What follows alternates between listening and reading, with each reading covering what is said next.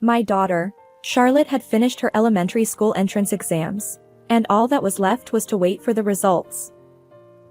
Nervously, I checked the results website. Hurry, hurry. Urged Charlotte as I faced the screen. Then, scrolling through the page, I found Charlotte's exam number and name. She had passed. Passed? Yay, yay, yay! We both jumped for joy, shouting with excitement. I quickly sent a message to my husband, Matthew, to tell him the results. Surely, he would be happy too. I even had a faint hope that he might drop everything and come rushing home. But there were no words of congratulations or acknowledgement of her hard work from him. I'll be late because of work. Then I have a business trip. That was all his message said. I knew he was busy, often working even on weekends. But couldn't he at least share in our joy this one time? Why was it just a business-like message? Couldn't he imagine how hard Charlotte had worked?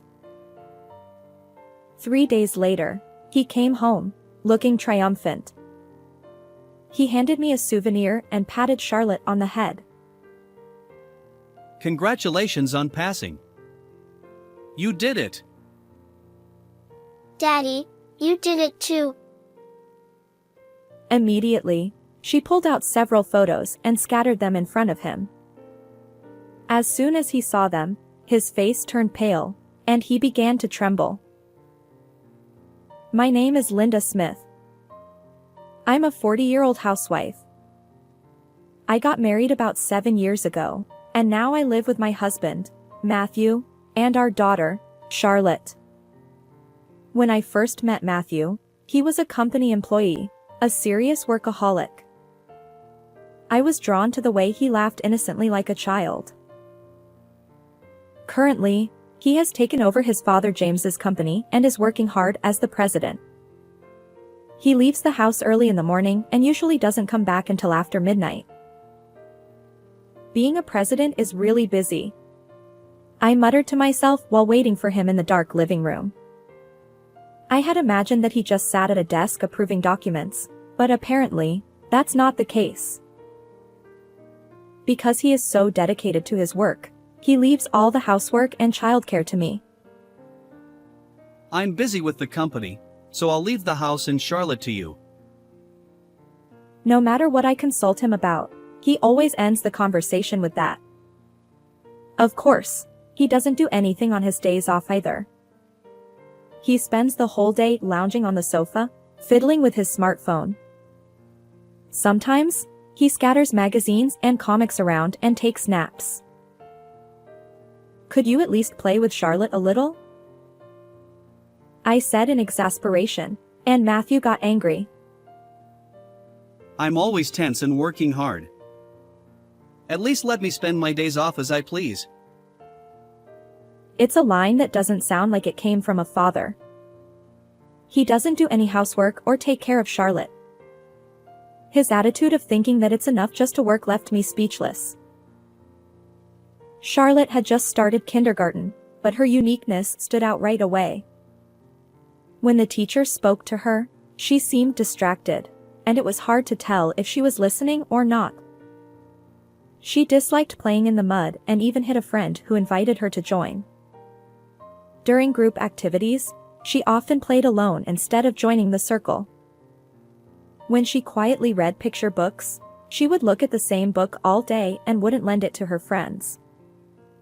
Every time I picked her up from kindergarten, the teacher would tell me something new that surprised me. The homeroom teacher suggested that she might not be adjusting to the environment.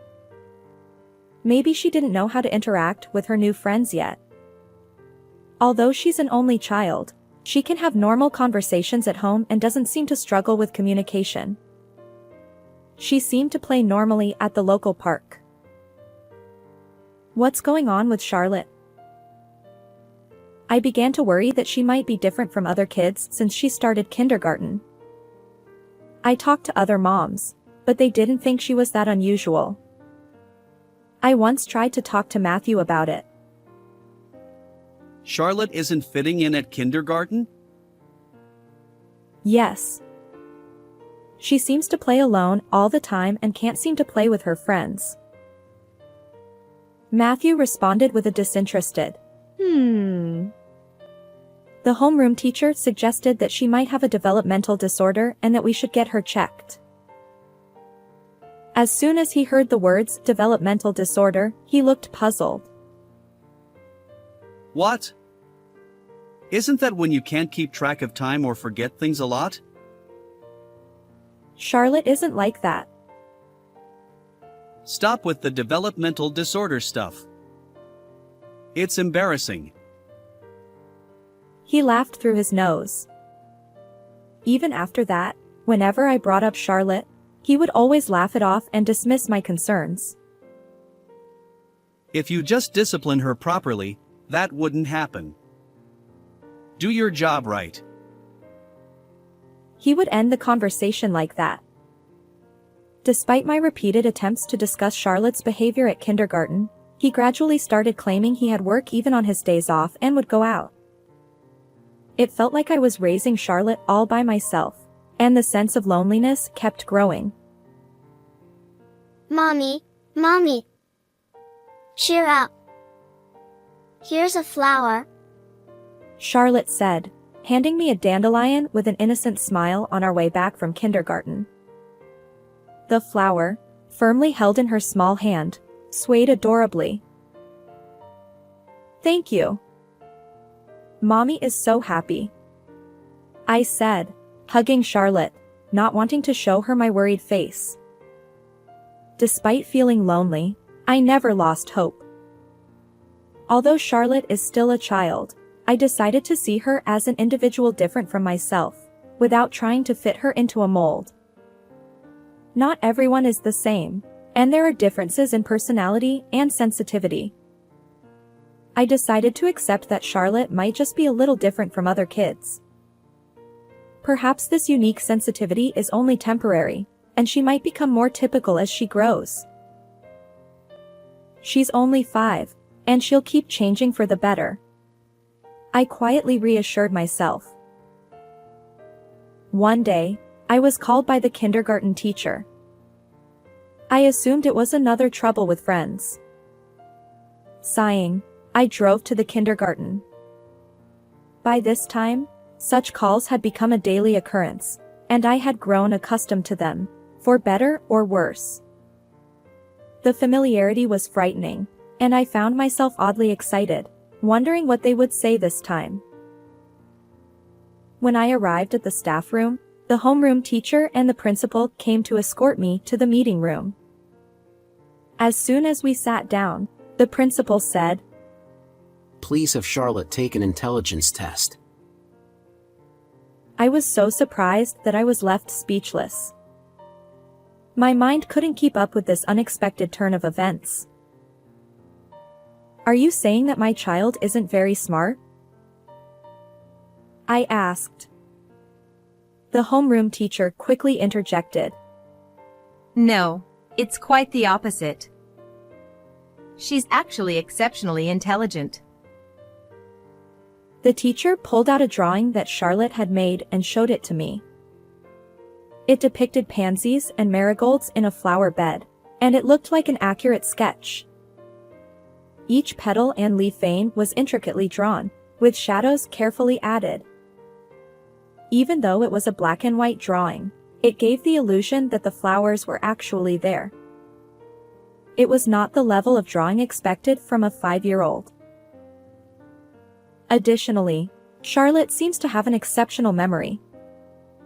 She remembers things like who said what and when, even if it was days ago. This has caused trouble several times. If I recall correctly, there was an incident where she made a friend cry during an argument about who said what. Moreover, when a new picture book is read to Charlotte, she remembers the title, author, and every single word of the content after just one reading. When the teacher tries to read that book to the class, Charlotte starts reciting the rest of the story, saying, "I know that one." Is that really possible? My daughter? I thought back to how she was at home, but she had never drawn such intricate pictures or recited picture books. She usually watched videos on her tablet or looked at the motorcycle magazines and comics that Matthew had left lying around. However, both the homeroom teacher and the principal nodded solemnly at my incredulous expression. They strongly recommended that I have her take an intelligence test because it could affect Charlotte's future. At the time, I was skeptical, thinking that might be an exaggeration. I found out that there was a facility nearby where she could take the intelligence test. I made a reservation, but as I watched my daughter playing in the living room, she seemed no different from any other child. But, now that I think about it, I remembered something that had caught my attention. When Charlotte was playing house at home, she had arranged stuffed animals and dolls around a toy table. The conversation was about recommended touring routes and the scenic views of the Inner Bay. Let's go with the 4 of us next time. Teddy will be at the back. She said this to the teddy bear. She seemed to have decided the running order, with herself and the dolls in the middle because they were girls. It might have been something she read in one of Matthew's discarded magazines, but it was a very realistic conversation. It wasn't the kind of talk you'd expect from a 5-year-old, like who was the dad, who was the mom, or what was for dinner. There was another time when my daughter used my laptop. I had opened it to look something up and stepped away for a moment, and Charlotte started using it. "What are you doing?" I asked. Mommy, I want to play chess. Is that okay? She replied. Peeking at the screen, I saw a chess game. It wasn't a children's chess software but the one pre-installed on the computer. Somehow, she had already moved several pieces. I wondered if a 5-year-old could really play chess. "Just for a little while," I said, thinking she would lose quickly. But to my surprise, she defeated the computer in no time. Weak. She muttered, staring at the screen with a sharp gaze that sent a chill down my spine. Once could be a coincidence, but even after several more games, she kept beating the computer. For a 5-year-old girl, her interests seemed quite unusual. "Could you be on your second life?" I asked on the day of the intelligence test, while driving to the support center. What's that? Sitting in her car seat, my daughter looked at me with a puzzled expression. She was just a regular 5-year-old after all. Maybe she was just a bit ahead of her peers. I didn't want to put too much pressure on her by having high expectations. "It's nothing." "Charlotte, you're so cute," I said. I didn't think the test results were that important. As long as Charlotte could be herself and make the most of her unique personality and sensitivity, that was enough. This test was just the first step in understanding her. When we went to hear the results a few days later, we found out that she was a genius with an IQ of 130. What? I was so surprised that I nearly jumped a foot out of my chair. The average IQ for children is around 100. But Charlotte had far exceeded that, scoring an exceptionally high number. I glanced at my angelic daughter with her innocent smile and wondered what she was thinking. IQ? She giggled, saying it was strange. If she had an IQ of 130, it made sense that she could recite picture books and draw sketches. At that moment, I decided to have Charlotte take the entrance exam for elementary school if it would benefit her future. When I informed the kindergarten teachers of the results, they were equally surprised. They were also pleased and supportive when I told them about the decision to have her take the entrance exam. That day, I went home with a stack of elementary school brochures. From then on, Our days were filled with studying for the exam. I found a good prep school and planned to prepare her for the test. There were many things to prepare for besides the written test. Despite this, Charlotte seemed to enjoy the enthusiastic guidance from the prep school teachers and studying at home.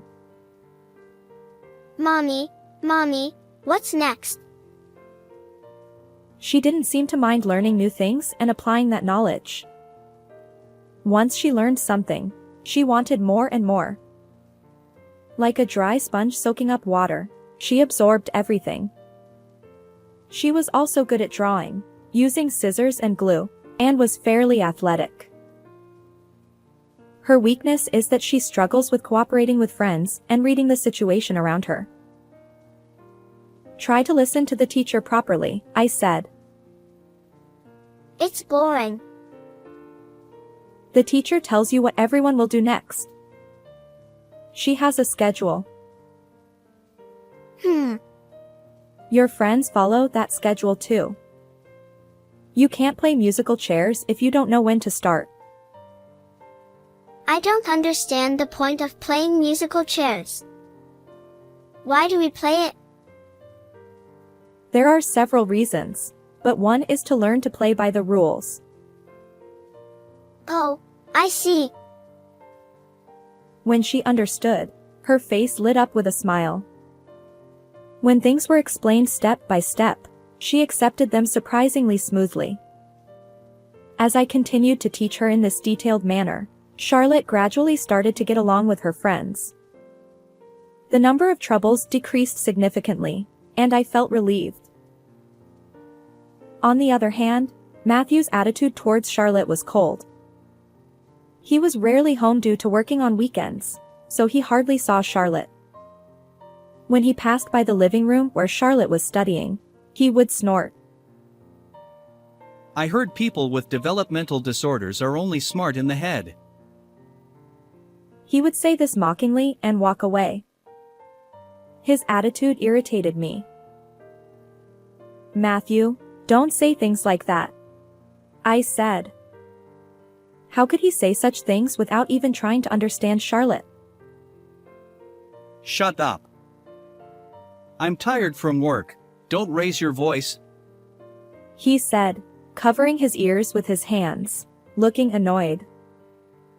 He chose to work, so how could he say that? I wanted to argue, but I didn't want to fight in front of Charlotte. She had a good memory, and I didn't want her to hear such embarrassing arguments. The sound of the living room door closing echoed emptily.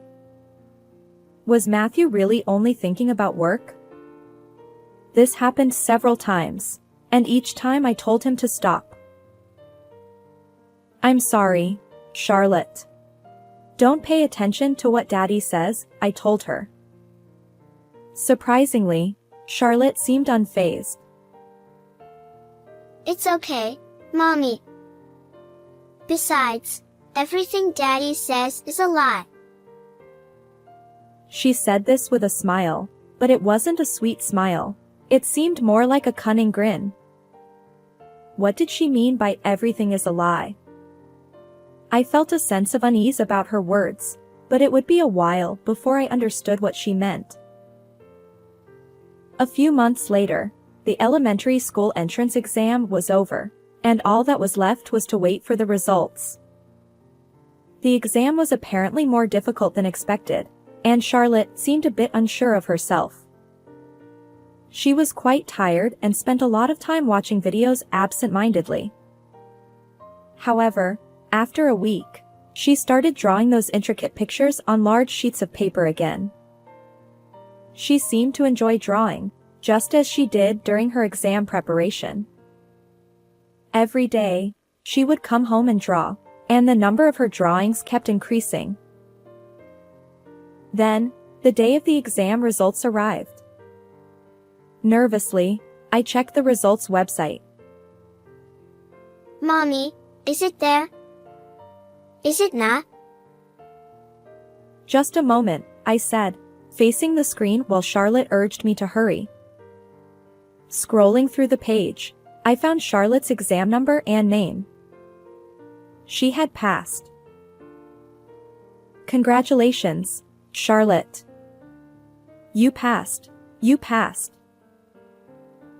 Passed? Yay, yay, yay! We both jumped for joy, shouting with excitement. Given how difficult she found the exam, this success must have been especially meaningful for her. We had to celebrate Charlotte's hard work and success. So, I quickly sent a message to Matthew to inform him of the results. Surely, he would be happy too. I even had a faint hope that he might drop everything and come rushing home. But that hope was completely shattered. I'll be late because of work, and then I have a business trip. That was all his message said. There were no words of congratulations or acknowledgement of her hard work. It was just a businesslike message. At that moment, I felt something snap inside me. I decided to put a certain plan into action. Although I wasn't feeling calm, I couldn't show it in front of my daughter. I carried on, holding on to my unresolved feelings, and waited patiently. 3 days after Charlotte's exam results were announced, Matthew came home in high spirits. He entered the living room humming a tune, smiling as if his previous attitude had been a lie. He handed me a souvenir and patted Charlotte on the head. Congratulations on passing. Well done. Daddy, you messed up too. Immediately, Charlotte pulled out several photos and scattered them in front of Matthew. The photos showed Matthew with a young woman, looking very affectionate on a trip. He was smiling at her in a way I had never seen him smile at me. What? How? He looked confused, with question marks practically floating above his head, wondering how his actions had been discovered. I, on the other hand, looked at him with a cold stare. Suppressing my boiling anger, I began to explain without raising my voice. Actually, Charlotte had a photographic memory, the ability to instantly remember what she saw. Her kindergarten teacher had mentioned that her memory was exceptionally good, and it was due to this ability. During Charlotte's exam preparation, Matthew was sitting on the sofa, facing away from the dining table, looking at his messages. From her vantage point at the table, Charlotte could see the contents of the messages. That's how I found out from Charlotte, I explained. Charlotte had memorized the details of when and where the trip would take place and told me the next morning. Hey, Daddy is going on a trip. What? He was supposed to inform me whenever he went on a business trip, but he hadn't said a word. That was the moment I realized something was wrong. I asked Charlotte for more details. When she said, "Everything Daddy says is a lie," I didn't understand what she meant at the time. But she said it because she knew Matthew was pretending to be on a business trip while actually traveling with another woman. There's no way that's true. This isn't a comic book. I've been suspicious of you for a while, I said. What? Matthew looked as if he'd been hit with a ton of bricks. The truth is, his parents had subtly hinted at his infidelity. His father, James, had already retired but had heard about Matthew's actions through old acquaintances. At first, I didn't want to believe it. But when I heard from Charlotte, I immediately contacted your father, I continued. Why? He told me to let him know if anything happened with you. I tried to get the schedule details from Charlotte. Although she couldn't read difficult words like place names or hotel names yet, she could remember what she saw on the screen and draw it on paper. You mean you had her draw the screen from memory? Exactly. Among the many sheets of paper Charlotte had drawn on, There it was. She had drawn Matthew's smartphone screen across several sheets. I pulled them out and showed them to Matthew, just as the kindergarten teacher had shown me before. The drawings included not only the conversation but also the battery level and the time the messages were sent. Even Leonard da Vinci would be impressed. Matthew turned pale and started trembling as soon as he saw the drawings. I took photos of these drawings and sent them to James, informing him of Matthew's schedule. James secretly went to the location and took photos of Matthew and his mistress during their trip. Faced with this evidence, Matthew had no way to deny it. No way. This can't be happening. He looked at Charlotte, who was standing nearby, with a face that clearly said, "I can't believe this." He never imagined that the daughter he had mocked so much would get back at him like this. I stepped between Charlotte and him, deciding to change the subject. By the way, your partner is a beautiful 27-year-old secretary, right? Your father knows about her too. What, that is? Could you introduce her to me and these two as well? As soon as I finished speaking, the door opened, and his parents walked in. They had been hiding in the back room all along. Matthew turned even paler and started sweating profusely. I even wondered if I should get him some water. He looked at his parents, then at me, and finally at Charlotte, fumbling with his hands and mouth. Matthew, let's hear your explanation. James was furious, to the point where you could almost hear a dramatic sound effect. He looked like he was about to sprout horns like a demon. Seeing his own father like that, Matthew finally held his head in his hands. I'm sorry, Dad. He was trembling like a deer in headlights. Clearly terrified. No, it's not like that with the secretary, it's just that. Oh, really? From Charlotte's drawings, it looks like you're quite close. James responded immediately. The messages were filled with heart emojis, far from typical business communication. No, it was just for fun. She asked me to do it, and I couldn't refuse. So you were just following the secretary's orders? But, I thought it was necessary for smooth communication with my subordinates. What smooth communication are you talking about? It was like a thunderbolt had struck. Taking this as a cue, my mother-in-law took Charlotte to the back room. Then, a fierce lecture rained down on Matthew for about 2 hours. Shouts of, "What are you doing with a wife and child?" echoed through the room.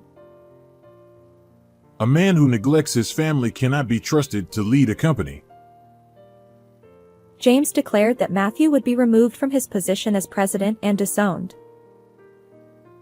You are no longer welcome in the Smith household. No, this is too much. You should realize the gravity of what you've done. James glared at Matthew, silencing him. From that day on, Matthew's attitude towards Charlotte and me changed drastically. He started buying cakes and flowers and eagerly helping with household chores, as if trying to win my favor. However, I had already made up my mind. "I'm divorcing you," I said. After Charlotte went to bed, I spread out the prepared documents and handed Matthew a pen. "Sign here." Matthew, looking nervous and sweating, tried to persuade me. I was wrong. Please, don't divorce me. I'll work hard to find a job. I can't agree to that. I firmly pushed the pen towards him again, urging him to sign. After hesitating, Matthew took the pen from my hand and signed the papers. Of course, I will also be claiming alimony and child support. Make sure you find a proper job, I said coldly. Matthew hung his head in defeat. After that, I heard from James that Matthew was no longer the president and was now unemployed. He was starting to look for a new job. The beautiful secretary he had been seeing broke up with him as soon as he resigned. It seemed she lost interest once he no longer had the title of president. Having lost his job, his family, and his mistress, he ended up living in a shabby apartment. The house we had been living in was in his parents' name, so Matthew was effectively kicked out and had to pack up and leave.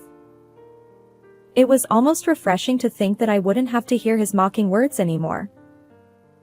The divorce papers were accepted by the court, and my ties with Matthew were officially severed. However, I still keep in touch with my in-laws. After Matthew left, James came to visit. I apologize for my son's rude behavior. He apologized deeply, holding a box of expensive sweets, which made me feel apologetic. It's okay, really. Please don't worry about it. As a way to make amends, feel free to use this house as you like, for Charlotte's sake as well. Really, is that okay? I had been thinking about where Charlotte and I would live. This house was conveniently located near the elementary school she was supposed to attend. It felt like a stroke of luck. James even said we didn't need to pay rent, but I declined that offer. After discussing it, Charlotte and I decided to rent the house, and we continued to see my in-laws frequently. Charlotte seemed to be very fond of James, always sticking close to him. When she drew a portrait of him for his birthday, James was moved to tears. My daughter is now in elementary school and attends every day with great enthusiasm. At first, I was worried about whether she would fit in at school. However, once school started, Charlotte seemed to feel comfortable and was living her days freely. She even draws pictures in her sketchbook during breaks and shows them to her friends. I'm going to be Picasso when I grow up. What? Picasso? Picasso is often called the greatest artist of the 20th century. I'm going to art school. She said this with a serious face while working on her drawings in the living room. She had already created hundreds of drawings. Considering art school entrance exams is quite early for an elementary school student. However, she might actually skip grades and become an art student. When I told my in-laws about this, they responded positively, saying they would support her. When she was in kindergarten, Charlotte had trouble fitting in with her friends and faced many challenges. It was a tough time, but it turned out that Charlotte was simply a gifted child. Once we realized this, she was able to overcome the elementary school entrance exam and now has a goal of attending art school. This is a significant change. Believing in her abilities and talents was not a mistake. Though she is small, she is now taking her first steps forward. I want to continue supporting Charlotte so that her future will be bright, even if my contribution is small. How did you like this story? Please don't forget to subscribe to the channel. See you in the next video.